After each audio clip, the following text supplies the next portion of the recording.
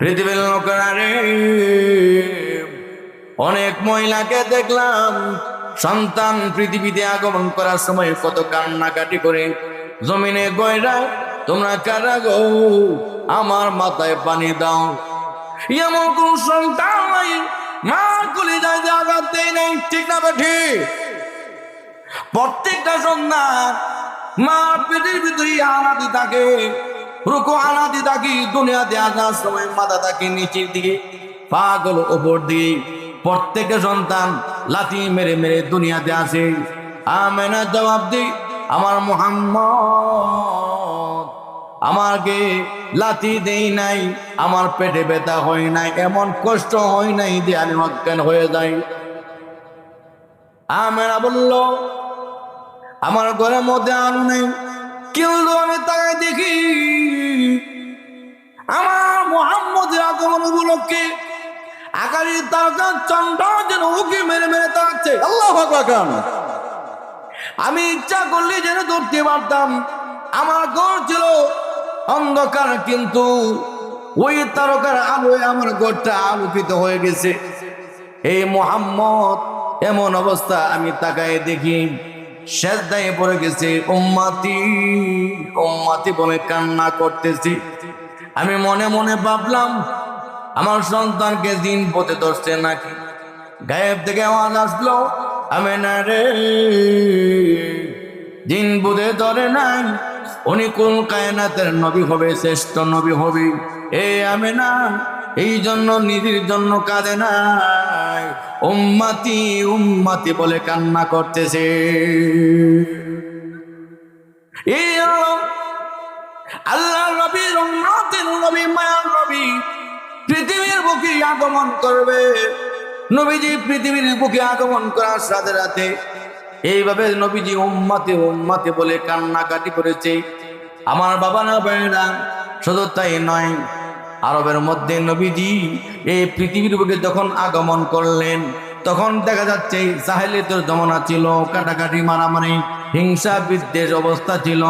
এমন অবস্থা, শুধু তাই নয়, আবুল আহাব আল্লাহ নবীর এই সুখবর শুননা, নবীর আগমন উপলক্ষে শুননা দেখতন দাসী ছিল, দাসীরে আজাদ করে দিয়েছিল, খুশি হয়ে আনন্দিত হয়ে ওই দাদিকে যে আজাদ করে দিয়েছিল। ওই আবুল আহাব জাহান্নামের মধ্যে আঙ্গুলটা তুলবি, প্রতি সোমবারে ওই আঙ্গুল দিয়া মধু আনবে, কিন্তু প্রতি সোমবারে তার আযাবটা হালকা করা হবে। এই জন্য নবীর আগমন উপলক্ষে ওই আবুল আহাব একটু আনন্দিত হইয়া দাসীরে আজাদ করে দিয়েছিল। কিন্তু আবুল আহাব আল্লাহর নবীর সিরাত গ্রহণ করে নাই। নবীর সিরাত যদি গ্রহণ করত, কপাল ভালো হইতো, ভাগ্য ভালো হইতো। আবুল আহাব কিন্তু পরবর্তীতে আল্লাহর নবীর ডাইরেক্ট দুশমন ছিল। যেরকম ঠিক না বেঠি? নবীজির মোহাব্বত করত, জন্ম উপলক্ষে আনন্দিত ছিল, কিন্তু পরবর্তীতে ওই সিরাতুন নবী যে গ্রহণ করা, যারা ফরজ গ্রহণ করে নাই, আমার ভাই নফলরা একটু আনন্দিত হয়েছিল। কিন্তু নফল এবং ফরজের মধ্যে ব্যবধান আছে কি আছে না? আছে। নফল আপনি যদি মানেন, আপনি যদি পালন করেন, করলে সওয়াব, না করলে গুনাহ নাই।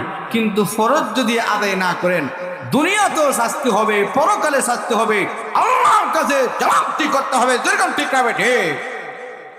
আমার ভাই, এই জন্য জানতে হবে, বুঝতে হবে কোনটা নফল, কোনটা সুন্নত, কোনটা ওয়াজিব, কোনটা ফরজ। তাই না বুঝা আমরা আমল করতে হবে। এখন আমি ফরজ বাদ দিয়ে যদি নফল নিয়ে টানাটানি করি, ফরজের গুরুত্ব না দেই, তাহলে নফল দিয়া মুক্তি পাওয়া যাবে না। এমন নবীজি আরেকজন সাজা ছিল, আবু তালেব। আল্লাহু আকবার!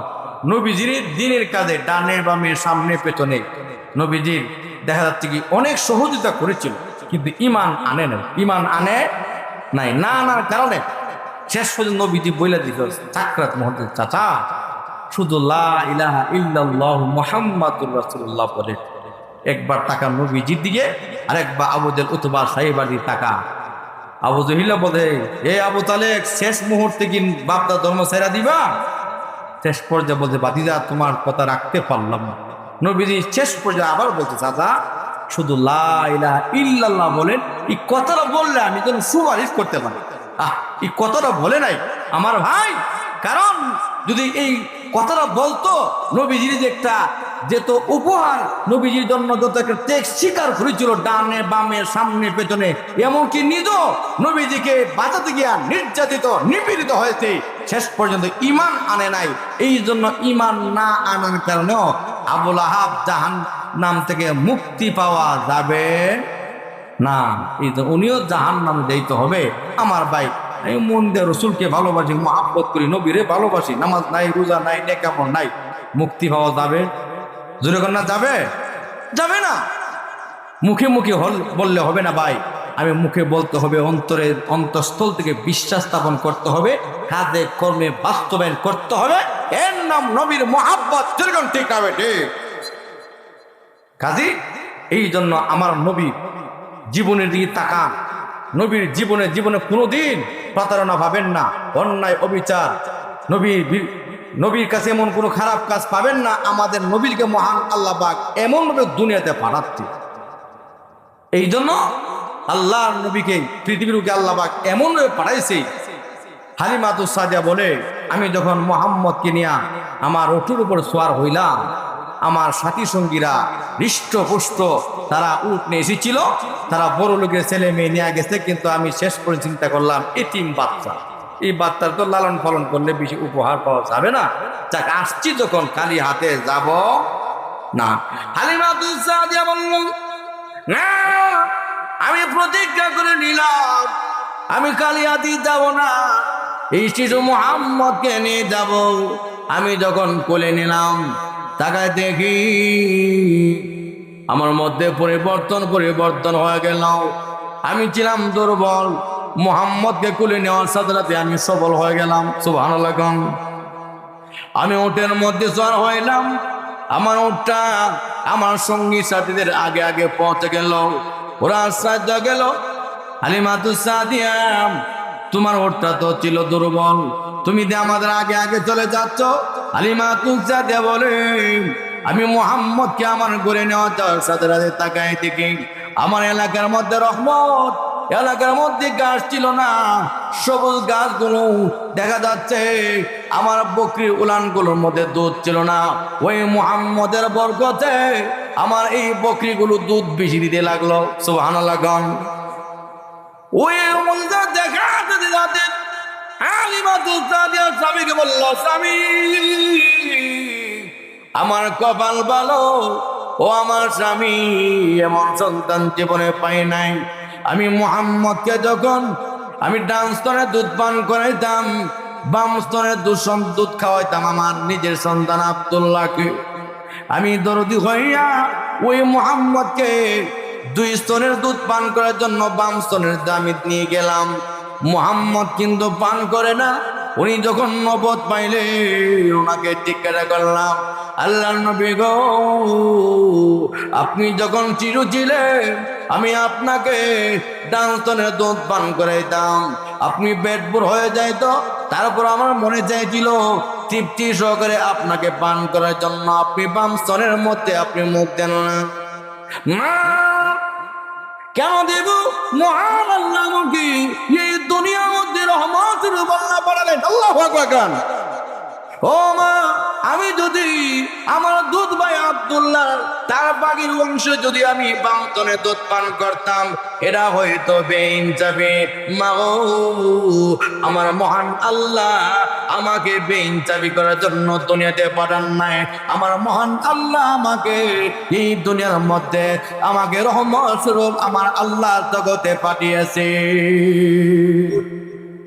এই জন্য আমার নবীর শৈশবকালের দিকে তাকান, আমার নবী ওই দিক দিয়ে বেইনসাফি করেন নাই। যেরকম ঠিক না বেঠি? এই জন্য আল্লাহ বলেন, ওয়ামা আরসালনাকা ইল্লা রাহমাতাল লিল আলামিন।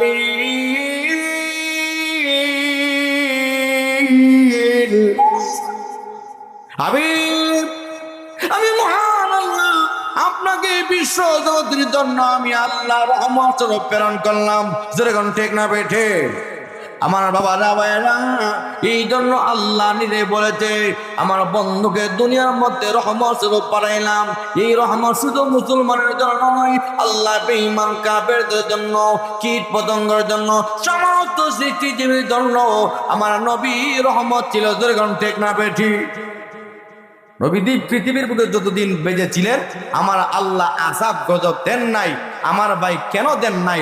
মহান আল্লাহ তো নবীজিকে রহমত স্বরূপ দুনিয়াতে পাঠাইছেন। যেরকম ঠিক না বেটি এই জন্য কাজেই সেই নবীজি শিশুকালে দিয়ে তাকা আমার নবীকে যে মহান আল্লাহ পাক রহমত স্বরূপ পাঠাইলেন, মহান চরিত্রের অধিকারী করে পাঠালেন। দেখেন অনেক সময় শিশু বাচ্চারা দেখবেন দুষ্টান্তি করে, লাফালাফি করে, কত কিছু করে, গালাগালি করে। আমার নবীর মধ্যে তাও ছিল। হালিমাতুস সাদিয়া বলেন, আমার সন্তান আব্দুল্লাহ সঙ্গে আমি বকরি চড়ার জন্য মাটি বানাইতাম। অন্যান্য ছেলেরা দুষ্টান্তি করতো, লাফালাফি করতো, কিন্তু মুহাম্মদের মধ্যে এমন বেশি কথাবার্তা, এমনকি অশ্লীল বাক্য জীবনে কোনোদিন বলে নাই। এমন একজন সুসন্তান ছিল মুহাম্মদ। শুধু তাই নয়, আল্লাহ নবী রহমতের নবী যখন ৬০ বছর হলো, আমেনা ডাক দি বিকালবেলা আরবের ছেলে মেয়েরা মাঠের মধ্যে খেলাধুলা করে আনন্দ করে। পরদিন আব্বা আম্মা ঘোড়া দিয়া উঠ দিয়া মাঠের মধ্যে চড়া দিয়ে সবাই লাফালাফি আনন্দ উল্লাস করে। সন্ধ্যা তখন হয়ে যাবে, রাত হয়ে যাবে। প্রত্যেকের মা বাবা আসলো গাড়ি নিয়ে, উঠ নিয়ে বিভিন্ন ভাবে যানবাহন নিয়ে যেতে। প্রত্যেক আব্বা আম্মা কোলে ওঠে, আব্বু ডাকে, আম্মু ডাকে। নবীজি তাকায় দেখে নবীজির বাবা নেই। আল্লাহ নবী মাটির কোনা বসে আছে। নবীজি তাকায় দেখে প্রত্যেক আব্বার কোলে ওঠে, মার কোলে ওঠে, ঘোড়ার উপর সর হই, ওটের উপর সর হই। নবীজিকে কেউ নেই না। আল্লাহ নবী কান্দে। নবীজির কান্না দেখে এক যুবকের মায়া লেগেছে। আল্লাহ আমিন গো, কে মারলো, কে গালি দিল? ও নবী, কে মারছে, কে গালি দিছে? আল্লাহ নবী জবাব দি, আমাকে কেউ মানে না, কেউ আমাকে গালি দেয় না। আল্লাহ নবী কান্না দেখে যুবক আমিনার কাছে খবর দিল, আমিনা রে, মুহাম্মদ জানে কে মেরেছে, কে গালি দিয়েছে, যাও না কেন কান্নাকাটি করতেছে? আমিনা ধরতে ধরতে দিচ্ছে, বাবা মুহাম্মদ, তোর কে মারলো, কে গালি দিল, আমাকে বল। মা, কেউ তো মারে নাই, কেউ তো গালি দেয় নাই। মাগো, আমার বন্ধু বান্ধব সবাই বাপ ডাকলো, আমি ডাকলাম না। মা তো মরে যায় বাপ ডাকার জন্য। মা, আমার বাবার কি মায়া নাই, দয়া নাই, আমাকে কোলে নিবে না, আমাকে মজা দিবে না। এই জন সুগার বাবা না, শিশুকালে তার বাবা মারা গেছে, বুঝে বাবার কি ব্যথা, বাবার কি দুঃখ। আল্লাহ নবী রহমতের নবী কান্দে। মা, আমার মনে চাই প্রাণ ভরে আমি বাবা ডাকবো। আমার চোখের পানি দেখি বলল, বাবা আমার বুকে আয়। বুকে জড়াইয়া কান্দে। তোর বাবা দেখলে বড় খুশি হইতো, আনন্দ পাইতো, দুশ্মনের মুখ ঠান্ডা হয়ে যেত, এমন সুন্দর চেহারা। মাগো, আমার বাবা কই? দাদা আব্দুল মুতালিবের কাছে নিয়ে গেল। শ্বশুর আব্দুল মুতালিব, আপনি যদি অনুমতি দেন, আপনি যদি পারমিশন দেন, তার বাবার কবরটা জিয়ারত করব। দাদা টাকা দিকে নবী কান্না অবস্থা। দাদা নাতি, নাতি রে, তোর বাবা দেখলে এত সুন্দর চেহারা, তোর বাবা খুশি হইতো, জীবনে খুঁড়ো দি তোরে এমন ভাবে পালাইয়া রাখতো। আমার বুকে আই, বুকে ধরাইয়া দাদা কান্দে। আমার বুকে আল্লাহ নবীকে বুকে ধরাইয়া দাদা কান্দে। উম্মে মান্দা থেকে দিয়ে দিলাম।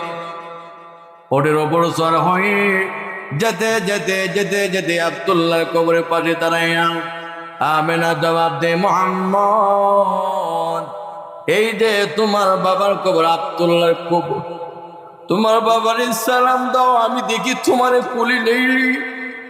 নবীজি সালাম দিই, আমেনা ডাক দি, আব্দুল্লাহ, তোমার কি মায়া লাগে না, দয়া লাগে না? আব্দুল্লাহ রে,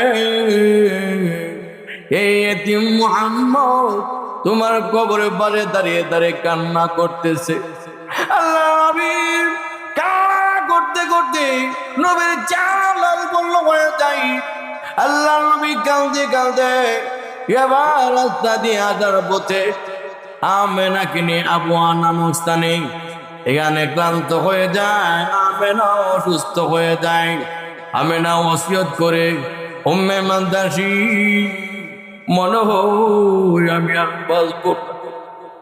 এই কথাটা নবীজি শুনে ফেলতে, মা কি বললেন গো মা, আপনি যদি আজকে চলে যান, মা গো আমি দুনিয়া দিয়া যাই, আমি আমার আব্বুর আদর পাই নাই। মা দুনিয়ার জমিনে যদি বাবা না থাকে, মার কাছে আশ্রয় পাই, মা তোর দেশ রাখতে। মা গো আপনি চলে গেলে আমি কেন মা বললাম না। মা দুনিয়াতে মা থাকলে একটু শান্তি পাই, ভালো লাগে। আমি কারে মা বইলা ডাকবো? কে আমারে আদর করবে, কে চুমু দিবে, কে না কে আমারে গাওয়াবে? মা গো আপনার কি মায়া লাগে না, আপনার কি দয়া লাগে না গো মা? বাবা চলে এই অবস্থা নবী কান্না শুরু করে দিচ্ছি। আমেনা ডাক দিল, মুহাম্মদ আয় আমার কাছে আয়, আমার তো আশা ছিল তোরে যত্ন করবো, আদর করবো, লালন পালন করবো। আমার মহান আল্লাহর হুকুম হয়ে গেছে, আমি আর থাকতে পারবো না। 6 বছর ধরে আল্লাহর নবী মাহারা হয়ে যায়। দাদা আব্দুল মুতালিবের কাছে চলে যায়। আব্দুল মুতালিব লালন পালন করতেছে। এই অবস্থা দাদা আব্দুল মুতালিব 8 বছর পর্যন্ত লালন পালন করলো। দাদা এবার চাকরিতে মূর্তি আবু তালিব দাদার কাছে, ওনার কাছে দিয়ে যায়, দায়িত্ব সুপর্দ করে দিয়ে যায়, আমার নাতির বাড়ানো আদর যত্ন করবি, লালন পালন করবি। চাচা আবু তালেব নিজের ছেলে মেয়েকে আরো বেশি আদর যত্ন করতেন আল্লাহর নবীকে। সুবহানাল্লাহ। নবীজিকে তো মায়া করতেন। একদিন চাচা যাবে ব্যবসার উদ্দেশ্যে, সফরে বের হচ্ছে, নবীকে ছেড়ে কোথাও যায় নাই। যেতে যেতে একজন ইহুদি আলেম ছিল। ইহুদি আলেম তাকায় দেখে সিরার মধ্যে একটা বৃক্ষের নিচে ওই আবু তালেব মুহাম্মদকে নিয়ে আশ্রয় নিয়েছে। আল্লাহর নবীর যে দিক দিয়ে যায়, নবীজিকে মুরব্বীরা কি করছে, কাছের ছায়ের মধ্যে না বসায় রৌদ্রের মধ্যে বসাইছে। আমার নবীজিকে মহান আল্লাহ, দুনিয়ার কোন বিজ্ঞান ছায়া নয়, মহান আল্লাহ আসমানের মেঘ মালা দিয়ে আল্লাহ ছায়া দান করছে। আল্লাহু আকবার। তার বন্ধু দিলা করে সব সৃষ্টি করলে ওই বন্ধুকে তারা ছায়ার মধ্যে না দিয়া তারা রোদ্রের মধ্যে বসাইছে। আমার আল্লাহ কুদ্দুস, আমার নবীদিকে আমার আল্লাহ মেঘমালা দিয়া আল্লাহ ছায়া দান করছে। নবীর দাম কম না বেশি? ইহুদি আলেম মুরাকাবা হানার তাকায় দেখে ওই যে আকাশে মেঘমালা, নবী যেই দিকটা যায় ছায়াটা ওই দিকটা যায়। সুবহানাল্লাহ। ইহুদি আলেম উনি মুহূর্তে গুহা থেকে বের হয়ে বলতেছি, এই আরব থেকে যে কাফেলা আসছে এখানের মধ্যে এই শিশু মুহাম্মদ কে, এই যে শিশু মুহাম্মদ। আলহামদুলিল্লাহ, আমার ভাগ্য ভালো, আমাদের কিতাবের মধ্যে আছে এত এত বয়সে উনি এই সিরিয়ার এই গাছের মধ্যে আশ্রয় নিবে, একটু আরাম করবে, ব্যবসার উদ্দেশ্যে আসবে চাচার সঙ্গে। সুবহানাল্লাহ। ইহুদি আলেম বলতেছে, এই মুহাম্মদকে পাইছি যখন আমার ভাগ্য ভালো, আমি যদি ভবিষ্যতে ওনাকে নবুয়ত পর্যন্ত পাই, আমি ওনার কালমা গ্রহণ করে নিব। আবু তালেব সাহেব আসছেন যখন দাওয়াত, আবু তালেবকে মন্দ না, আলহামদুলিল্লাহ বাতিদার ওসিলা দাওয়াত পাইলাম, দুপুরবেলা খাবার খাইছি এবং বলতেছি আপনারা দ্রুত গতি এখান থেকে চলে যান। ইহুদিরা আমাদের কিতাবে আছে এই বয়সে এখানে আসবে, আর ওনাকে মারার জন্য ইহুদিরা চক্রান্ত করতেছে, কারণ শেষ নবী আসবে ওই মক্কা থেকে। আর এই নবী শেষ নবী, সর্বশ্রেষ্ঠ নবী। এই নবী আসলে ওই তাদের বংশ মর্যাদা যেন এরকম ভাবে নিচের দিকে না দেয়, বড় নবী জন ওই বংশ থেকে না আসে, হিংসা বিদ্বেষ হয়ে নবীর ক্ষতি করার জন্য চেষ্টা করবে। তাড়াতাড়ি এখান থেকে দ্রুত গতি চলে যান। এই কথা বলার সাথে সাথে আবু তালেব আর বিলম্ব করে না, এখান থেকে চলে যাই। আল্লাহু আকবার। মহান আল্লাহ রাব্বুল আলামিন আমাদের নবীদিকে হেফাজতের জন্য স্বয়ং আল্লাহ জিম্মাদার হয়ে গেছেন, যেরকম ঠিক না বেঠে। কিন্তু ভাই, মহান আল্লাহ রাব্বুল আলামিন তার হাবিবকে এই পৃথিবীর বুকে পাঠাইছে এই জন্য। নেই নবীর আমল হইলে আমরা এই পৃথিবীর প্রত্যেকটা কাজ যদি নবীর আমলে হই, নবীর সুন্নতে হই, তাহলে ওই কাজের মধ্যে বরকত আসবে, শান্তি আসবে, যেরকম ঠিক না বেটি। এই জন্য আমি যে আয়াত আপনাদের সামনে তেলাওয়াত করলাম, সেই আয়াতের শানের নজুলটা শুনেন। নবীজির কাছে এক সাহাবী আয়েশা বলতেছে, ইয়া রাসূলুল্লাহ, ইয়া হাবিবাল্লাহ, নবী গো, আমি তো চিন্তিত অবস্থায়, দুনিয়াতে যে কোনো মুহূর্তে আপনার দরবারে বসলে আমি শান্তি পাই। সুবহানাল্লাহ বলতেন না? মনে করেন আপনাদের জলসুকা আমাদের সিলেটের মধ্যে যে সবচেয়ে বড় অলি বুজুর্গ আমরা বলি, আমাদের বরুণা পীর মাসেকগণ, ঠিক না বেঠিক? ওনারা আসলে মনে করব হুজুর আমার বাড়িটাতে আসলো, হুজুরের কাছে বসলাম, এত বড় অলির সামনে আল্লাহর ওলিদের চেহারা দিয়ে তাকাইলে তো সগীরা গুনাহ মাফ, ঠিক না বেঠিক? তো সাহাবী বলি, ইয়া রাসূলুল্লাহ, ইয়া হাবিবাল্লাহ, আপনার দরবারে বসলে শান্তি পাই। এই শান্তিটা অন্য কোথাও পাওয়া যায় না। কিন্তু জান্নাতে তো নবীগণ থাকবে, সর্বোচ্চ সর্বশ্রেষ্ঠ জান্নাতে। সুবহানাল্লাহ। ইয়া রাসূলুল্লাহ, ইয়া হাবিবাল্লাহ, কিন্তু দুনিয়াতে তো যে কোনো মুহূর্তে বসতে পারি, জান্নাতে তো ওই মুহূর্তে আর বসা যাবে না। তখন তো আমি শান্তি হইব না। জান্নাত কেন, আরো কোনো কিছু দিল, আপনার দিদার না পাইলে, আপনার নৈকট্য না পাইলে, আপনার দরবারে না বসতে পারলে জান্নাত আমার কাছে শান্তি নাই, যেরকম ঠিক না বেটে। এই কথা বলার সাথে সাথে আল্লাহ নবী নীরব নিস্তব্ধ। মহান আল্লাহ পাক এই পরিপ্রেক্ষিতে, এই কারণে আল্লাহ পাক সূরাতুন নিসার একখানা আয়াত আল্লাহ নাযিল করেছেন, যেরকম সুবহানাল্লাহ। আল্লাহ বলে, وَمَن يُطِعِ اللَّهَ وَالرَّسُولَ فَأُولَٰئِكَ مَعَ الَّذِينَ أَنْعَمَ اللَّهُ عَلَيْهِمْ مِنَ النَّبِيِّينَ وَالصِّدِّيقِينَ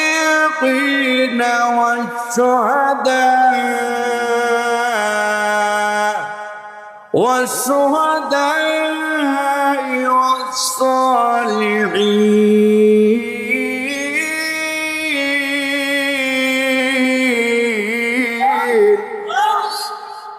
আল্লাহ রাব্বুল আলামিন বলেন, যারা আল্লাহ এবং আল্লাহ রাসূলের আনুগত্য করবে কি লাভ? মহান আল্লাহ বলে, যাদের প্রতি আল্লাহ অনুগ্রহ করেছিলেন, আল্লাহ নিয়ামত দিয়েছিলেন, কাদের প্রতি আল্লাহ অনুগ্রহ করেছিলেন, নিয়ামত দিয়েছিলেন, আল্লাহ বলে এক নম্বর হলো মিনান নাবিয়িন, সমস্ত নবী আলাইহিস সালামগণ। দুই নাম্বার ওয়াসিদ্দিকিন, সত্যবাদীগণ। তিন নাম্বার ওয়াসশুহাদায়ে, শহীদগণ। চার নাম্বার ওয়াসসালিন, ওই চার প্রকারের প্রতি লোকের প্রতি মহান আল্লাহ অনুগ্রহ করেছিলেন। ওই চার প্রকার লোকের সঙ্গে ওই সমস্ত লোকদের হাসর নজর হবে যারা আল্লাহ এবং আল্লাহ রাসূলের আনুগত্য করবে। আল্লাহ এবং আল্লাহ রাসূলের আনুগত্য করলে লস না লাভ? আরো জোরে কোনো লস না লাভ? আমরা দুনিয়াতে দেখবেন নেতা আসলে, জলসুকার নেতারা দেখবেন এই এমপি মন্ত্রীর কাছে কাছে গিয়ে দাঁড়াইতো চা, ঠিক না? যে কেন চা? ওই আগামীকাল পত্রিকার মধ্যে আমার ছবিটা আসবো, জলসুকার লোকেরা বলবো আমাদের সলমতির দিয়ে ভাবার আছে নেতার সাথে ছবিটা, ঠিক না? আমার জলসুকার বাবারা ভাইয়েরা, দুনিয়ার নেতা নয়, দুনিয়ার নেতা নেত্রী নয়, সর্দার নয়, কিন্তু মহান আল্লাহ যার উসিলা করে ওই নবীকে দুনিয়াতে পাঠালেন, ওই নবী সকল নবী কুলের সম্রাট, ওই নবীর সঙ্গে ওই সমস্ত লোকগুলো জান্নাতে থাকবে যেই সমস্ত লোক দুনিয়াতে প্রত্যেকটা কাজ নবীর আমলে হবে, আল্লাহ এবং আল্লাহ রাসূলের আনুগত্য করবে। যেরকম ঠিক না বেঠে নবীর সঙ্গে জান্নাতে থাকতে চাই কি চাই না? আল্লাহ রাসূল হাদিসে বলছে, মান আহাব্বা সুন্নতি ফাকাদ আহাব্বানি ওয়া মান আহাব্বানি কানা মাই ফিল জান্নাহ। রাহমাতের আমি নবীজি তোমাদেরকে বলে দিচ্ছি, মান আহাব্বা সুন্নতি ফাকাদ আহাব্বানি, যে আমার সুন্নতকে মুহাব্বত করলো, ফাকাদ আহাব্বানি, সে আমি নবীরে মুহাব্বত করলো। সুবহানাল্লাহ। আর যে আমি নবীদের মুহাব্বত করলো, আল্লাহ কিয়ামতের ময়দানে ওই যে সাহাবী বলল, দুনিয়ার মধ্যে আপনার দিদার না পাইলে শান্তি পাই না, কিন্তু আপনার কাছে বাড়িতে গেলে অশান্তি লাগে, আপনার দরবারে আসলে শান্তি। নবী গো, জান্নাত থেকে আপনার দিদার পাইব। আমার নবী জবাব দেয়, যদি তোমরা আমার সুন্নতকে মানো, সুন্নতকে ভালোবাসো, সুন্নতকে ধরো, তাহলে আমি নবীকে ভালোবাসলাম। আর আমি নবীকে ভালোবাসলে আল্লাহ বলেছি ওই লোকটা আমি নবীর সঙ্গে জান্নাতে থাকবে। নবীর সঙ্গে জান্নাতে থাকলে লস না লাভ? আর কোনো লস না লাভ? আওয়াজ দিয়ে নির্বাচন লাভ দেখে বলে পুরা বেটা হল মাথায় একবার মিছিল করতেছে, ও চেয়ারম্যান সাহেবের মার্কারটা কি হার কেন লাভ হয়, তাহলে ফাল্লাতে লুঙ্গি জায়গা খুললে, লুঙ্গি যখন খুললে জায়গা পিছনে ব্যক্তি হার কেনে সিমটি নাই, সিমটি নাই। আল্লাহু আকবার। আমার বাবারা ভাইয়েরা, তাহলে আসুন, এই জন্য সুন্নত দুই প্রকার। সুন্নত কয় প্রকার? একটা সুন্নতে মুআক্কাদা, একটা সুন্নতে গায়রে মুআক্কাদা। সুন্নতে মুআক্কাদা বলা হয় যে সমস্ত সুন্নত নবীজি সারেন নাই, ঠিক না বেঠিক? যে সুন্নত জানার বোঝার দরকার আসেনি, আর যখন আসেনি আছে। সুন্নতে মুআক্কাদা হচ্ছে আমরা ফজরের আগে 2 রাকাত সুন্নত পড়িনি, এই সুন্নতে মুআক্কাদা, এই সুন্নতে মুআক্কাদা। আবার দুহরের ফরজ রেখে 4 রাকাত সুন্নত পড়িনি, এই সুন্নতে মুআক্কাদা। জোহরের ফরজ করে আবার 2 রাকাত সুন্নত পড়িনি, এই সুন্নতে মুআক্কাদা। আসরের আগে যে 4 রাকাত সুন্নত পড়ি, সুন্নতে জায়েদা, সুন্নতে গায়রে মুআক্কাদা, পড়লে সওয়াব, না পড়লে গুনাহ নেই, তবে সারণ নাই। সময় পাইলে সুন্নত ছাড়া যাবে। রাসূল বলছে যে সুন্নত পালন করলো আস্তে আস্তে সে ফরজগুলো পালন করে, আস্তে আস্তে লোকটা যখন দেখা যায় নফল গুলো মানে নফলগুলো আমল করে, তখন দেখা সুন্নতের উপরে দাবিত হয়। সুন্নতগুলো পালন করলে ফরজের দিকে আরো গুরুত্ব হয়। আর আস্তে আস্তে যখন নফল ছেড়ে দেন, সুন্নত ছেড়ে দেয়, সুন্নত ছেড়ে দিলে আস্তে আস্তে ফরজও ছেড়ে দেয়। যেরকম ঠিক না ঠিক? আমার বাবারা ভাইরা, তাহলে আসুন সুন্নত যতটুকু পারবেন, এক কথায় নবীর সুন্নত যত আমল করবেন, যত পালন করবেন, তত আপনার আমার আমল আল্লাহ কবুল করবে। যেরকম ঠিক না ঠিক? নবীর সুন্নত ছাড়া আমল আল্লাহর কাছে গ্রহণযোগ্য হবে